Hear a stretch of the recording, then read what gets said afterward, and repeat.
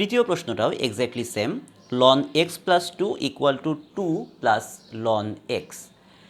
এই অঙ্কের ক্ষেত্রেও আমরা এক্স্যাক্টলি একইভাবে অ্যাপ্রোচ করব। আমরা তাহলে শুরু করি।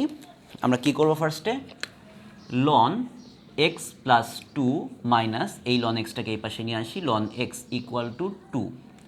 তাহলে পরের লাইনটায় ln a minus ln b, অর্থাৎ ln x plus 2 divided by x equal to 2। কেন? কারণ ln a minus ln b equal to ln a divide by b।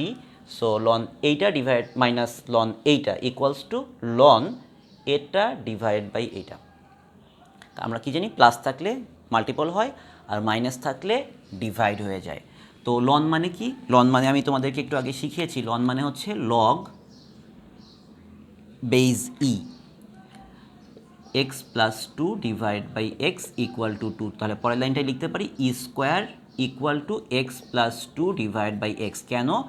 এই ফর্মুলা অনুযায়ী ডানে যেটা আছে সেটা বেজের উপর পাওয়ার হিসেবে চলে আসে, আর লগের ভেতরে যেটা আছে এটা ডান দিকে চলে যায়। সো ই স্কোয়ার, এই ভ্যালুটা তোমাদের কি মনে আছে যে কত? ক্যালকুলেটারে তোমরা ক্যালকুলেট করে দেখো, এই ভ্যালুটা হবে 7.39 equal to x plus 2 divide by x. পরের লাইনটা আমরা কি করব, এই এক্সটাকে এখানে মাল্টিপ্লাই করে দেবো। তাহলে 7.39x equal to x plus 2।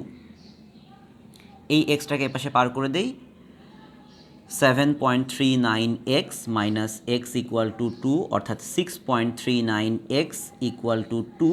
এক্সের ভ্যালুটা চলে আসে 2 ডিভাইড বাই 6.39।